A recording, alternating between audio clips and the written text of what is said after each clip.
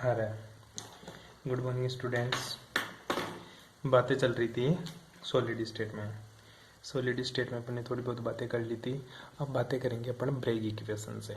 ठीक है, क्या बातें करेंगे? Bragg equation. इससे पहले अपन ने टाइप ऑफ अपन ने लैटिस, जो अपना जितने भी तेरे क्रिस्टल तत्व होते हैं, जालक तत्व होते हैं, या तेरे जो सममिति तत्व होते हैं, वो चीज़ें अपन ने पढ़ी थी। सिमेट्री एलिमेंट्स अपन ने 30 पढ़ लिए थे, 23 सिमेट्री एलिमेंट्स थे।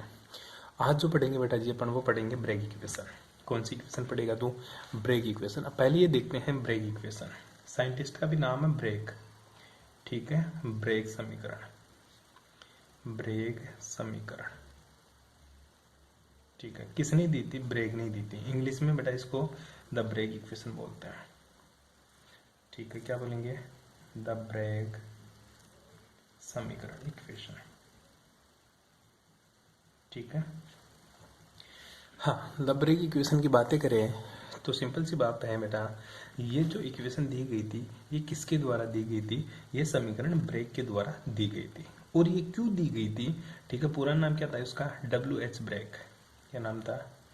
WH Bragg. ठीक है, ब्रेग साइंटिस्ट का नाम था WH ब्रेग, जिसने ये समीकरण प्रपोज की थी। ठीक है, ये क्यों दी गई? ठीक है, उसने जो क्रिस्टल होता है तेरा, ठीक है, को एक क्या मान लिया? रिफ्लेक्टिव ग्रेटिंग माना। ठीक है, क्रिस्टल को उसने क्या लिया? एक रिफ्लेक्टिव ग्रेटिंग। रिफ्लेक्टिव ग्रेटिंग का मतलब होता है बेटा पारगमन ग्रेटिंग। ठीक है, और उसने इसके ऊपर कौन सी किरणें डाली? इसने इसके ऊपर एक्सरे डाल दी। कौन सी? एक्सरे। और उसके जो रिफ्लेक्टिव ग्रेटिंग था, विवर्तित ग्रेटिंग थे, ठीक है, उसकी रेखाएं खींची और इस क्रिस्टल के बारे में अध्ययन किया। ठीक है, तो सिंपल सी बात, मैं तेरे पास दो ग्रेटिंग लेता हूँ, रिफ्लेक्टिव ग्रेटिंग। पहली मैंने रिफ्लेक्टिव ग्रेटिंग नीचे ले ली, ठीक है। दूसरी मैंने रिफ्लेक्टिव ग्रेटिंग इस टाइप से ली। ठीक है, उसने कौन सी रे इसके ऊपर आपतित की? गुरुजी इसके ऊपर उसने एक्सरे डाली। ठीक है, ये पहली एक्सरे आई, ठीक है, और ये क्या हुई? इससे रिफ्लेक्ट हुई और इधर पास हो गई। ठीक है, अब इसी के समानांतर दूसरी एक्सरे डाली। ठीक है, दूसरी रिफ्लेक्टिव प्लेट के ऊपर। ठीक है, इस रिफ्लेक्टिव प्लेट के ऊपर जो एक्सरे डाली वो इस हिसाब से डाली इसने। ठीक है, इस तरह से। और ये क्या हुई गुरुजी? इसके अकॉर्डिंग इधर चली गई।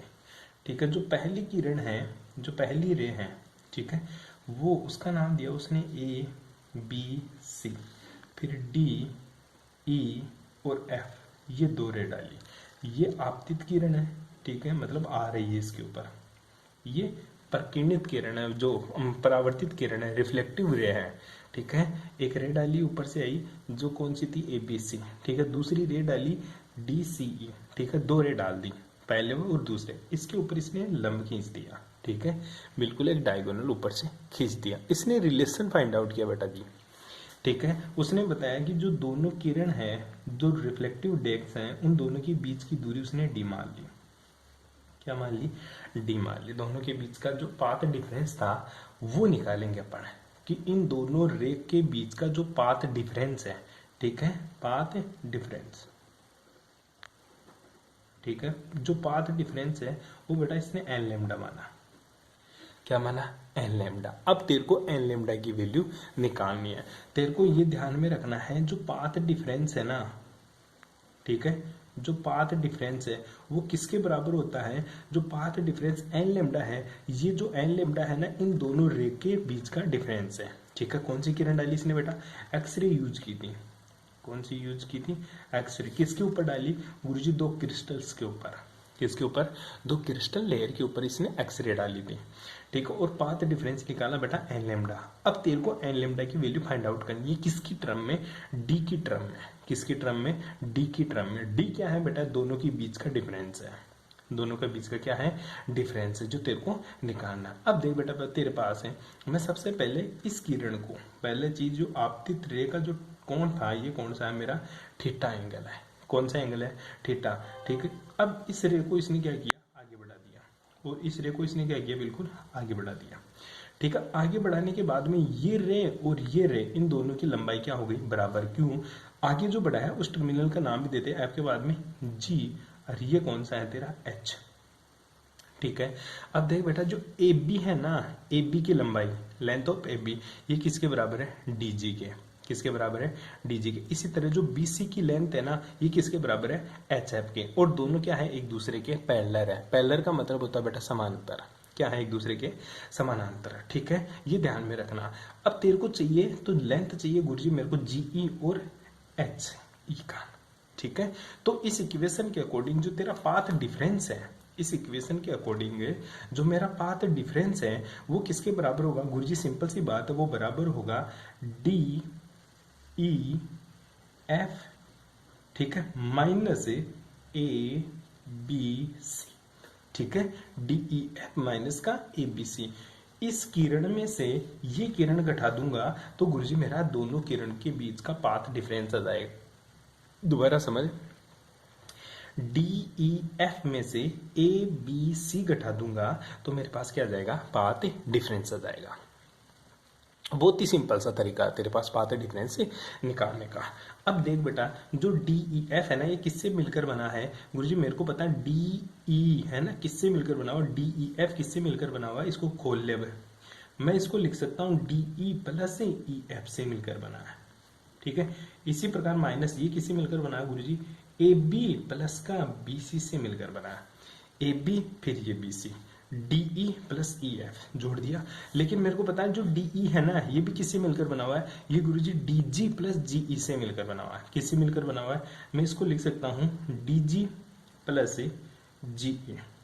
फिर क्या लिखूंगा आगे चल, अब जो ई एफ है ना, ई एफ ये किससे मिलकर बना है, ये गुरुजी मिलकर बना हुआ मेरा ई एच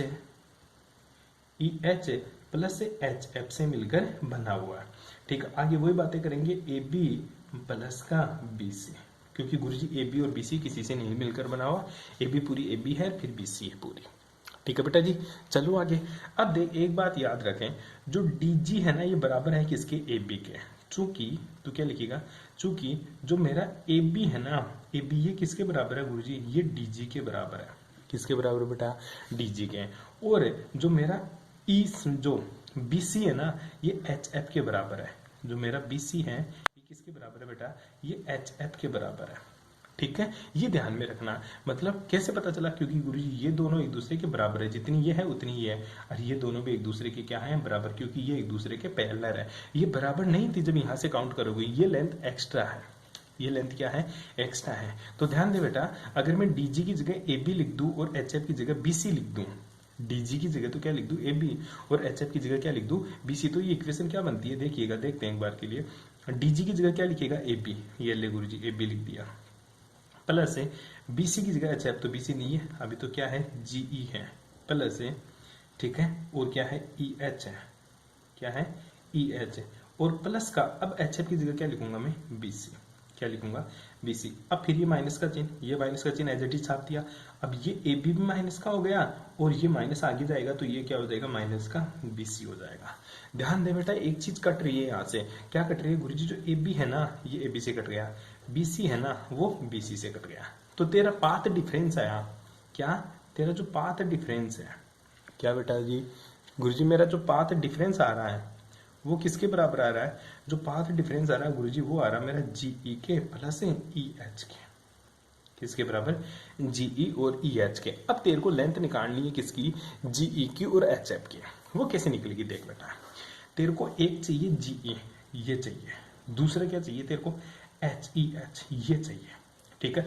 और मुझे ये पता है जो मेरा ये एंगल है ये थीटा है, तो थीटा के जस्ट सामने वाला एंगल भी क्या होता है गुरुजी, थीटा ही होगा, ठीक है। अगर ये थीटा है तो ये भी क्या रहेगा मेरा, थीटा ही रहेगा। आई बात समझ में, क्यों, अभिलंब के दोनों तरफ का कोण क्या होता है, बराबर होता है। आई बात समझ में, ये चीज आपको ध्यान में रखनी है। अब आ जाओ बेटा साइन थीटा कोस थीटा से, ठीक है। मैं पहले त्रिभुज की बात करता हूं, क्योंकि मेरे को ई एच चाहिए या एच ई चाहिए, ई एच चाहिए, तो ये त्रिभुज है, ये देख बेटा ढंग से त्रिभुज को। और तुझे पता है थीटा के सामने वाली भुजा हमेशा क्या होती है गुरुजी, लंब होती है। थीटा के सामने की भुजा हमेशा क्या होती है गुरुजी, लंब होती है। याद रखना, थीटा के सामने की भुजा हमेशा लंब होती है, परपेंडिकुलर होता है हमेशा सामने वाला।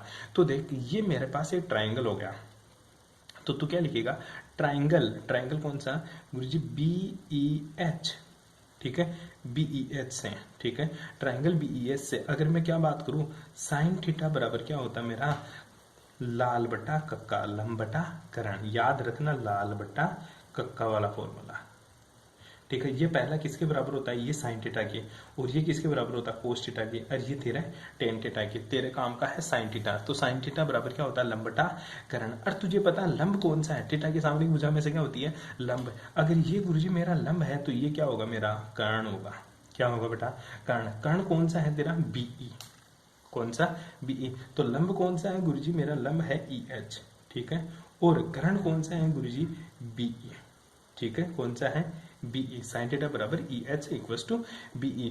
और तेरे को पता है जो BE है ना, ये किसके बराबर है, D के बराबर है। BE की जो लेंथ है वो किसके बराबर है, D के। तो तू इसको लिख सकता है क्या, EH इक्वल्स टू D, ठीक है। तो बता EH का मान किसके बराबर है, EH का मान आ गया गुरुजी D साइन थीटा के। किसके बराबर बेटा, D साइन थीटा के। अगर इसको इक्वेशन नंबर 1 रख दूं मैं, पाथ डिफरेंस वाली को, और इसको इक्वेशन नंबर 2 पुट कर दूं, तो इसको मैं इक्वेशन नंबर 3 रखूंगा। क्या रखूंगा, इसको इक्वेशन नंबर 3। अब बात करते हैं आगे थोड़ी सी, यहां तक किसी को कोई प्रॉब्लम, ठीक है। अब दूसरा त्रिभुज लेते कौन सा, BGE में, क्योंकि अब मेरे को गुरुजी GE चाहिए, ये रहा GE, ठीक है। तो अपन त्रिभुज किसकी बात करेंगे, दूसरे त्रिभुज की बात करते हैं। त्रिभुज कौन सा बेटा तेरा, त्रिभुज है गुरुजी मेरा GBE, ठीक है। GBE से, कौन सा त्रिभुज है गुरुजी, GBE से। तो लिख दे बेटा ट्राइंगल GBE से, ठीक है, GEB से। वही क्या लिखेगा तू, साइन थीटा। साइन थीटा बराबर क्या होता है गुरुजी, लाल बटा कक्का लंब बटा कर्ण। अब तेरे को लंब चाहिए, लंब कौन सा है, थीटा के सामने की भुजा हमेशा लंब होता है। इस थीटा के सामने की भुजा ये रही, ये क्या है, लंब। तो GE तो मेरा लंब है, और BE क्या है मेरा, BE का क्या है मेरा कर्ण। तो GE निकालना तेरे को, GE अपॉन BE, ठीक है, GE अपॉन BE। और तेरे को बताया जो BE की लंबाई है वो किसके बराबर है, D के बराबर है।